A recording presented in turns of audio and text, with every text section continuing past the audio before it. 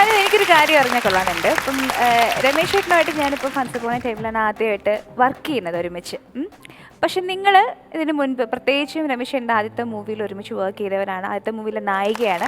As A director, ഒരു സംവിധായകനായ വിശാരടി ചേട്ടൻ എങ്ങനെയായിരുന്നു? സംവിധായകനായിട്ടും രമേശേട്ടൻ ഭയങ്കര കൂളാണ് ആയിരുന്നു. അങ്ങനെ ഭയങ്കര ടെൻഷനായിട്ട് അല്ലെങ്കിൽ അടുത്ത ഷോട്ട് ഞാൻ എങ്ങനെ വെക്കണം, അടുത്ത സീൻ ഞാൻ എങ്ങനെ വെക്കണം, അല്ലെങ്കിൽ ആനേനെയൊക്കെ വെച്ചിട്ട് കുറെ അമ്പലത്തിന്റെ അവിടെ ഒക്കെ ഷൂട്ട് ഉണ്ടാകും. എനിക്ക് തോന്നുന്നു ഞങ്ങൾ വിചാരിച്ചു ഇന്നിപ്പോ ഫുൾ അതിന്റെ പുറകെ ആയിരിക്കും. എനിക്കൊന്ന് രാവിലെ പോയിട്ട് നിങ്ങൾ ഉച്ചയായപ്പോ തിരിച്ചു വന്നില്ലേ, ആനയെ ഓടിച്ചു, ആനയെ ഇഞ്ചക്ഷൻ വെച്ച് മയക്കുകയും ചെയ്തു. ഫുൾ എനിക്ക് തോന്നുന്നു അല്ലാത്ത അങ്ങനത്തെ ഒരു സീനൊക്കെ ഉണ്ട് എന്ന് വെച്ചാൽ ഫുൾ അതിന്റെ പ്രശ്നങ്ങളായിരിക്കും. 160 ജീവികളും അനുസരിയും കൂടിയാണ് ആ പടത്തിലുള്ളത്. അതെ, എനിക്കിപ്പോഴും ഓർമ്മയുണ്ട്. അതിന്റെ പേര് എനിക്ക് അറിയില്ല.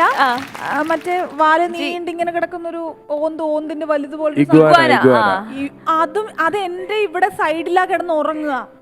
എനിക്കിപ്പോഴും ഓർമ്മയുണ്ട്. പക്ഷെ ആദ്യം നമുക്ക് അതിനെ കാണുമ്പോ അതിന്റെ സ്കിന്ന് കാണുമ്പോ നമുക്ക് തൊടാനൊക്കെ ഒരു ബുദ്ധിമുട്ടുണ്ട്.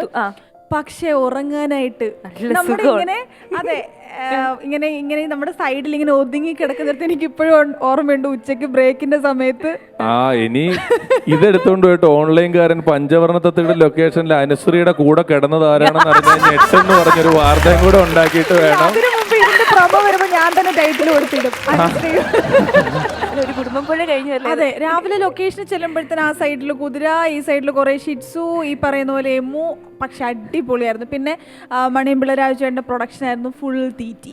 അനുശ്രീ ഒരു ദിവസം ദോശ ചുട്ടിട്ട് അത് വേറെ സിനിമ അനുശ്രീ ദോശ ചുടുന്നു ഒന്നും പറഞ്ഞിട്ട് ശരിയാണ്, എന്റെ ലൊക്കേഷനിലാണ് അവിടെ ഇരുന്നാണ് ദോശ വിട്ടത്. സൂപ്പർ ആയിരുന്നു. സൂപ്പർ ആയിരുന്നു. പിന്നെ സൂപ്പർ.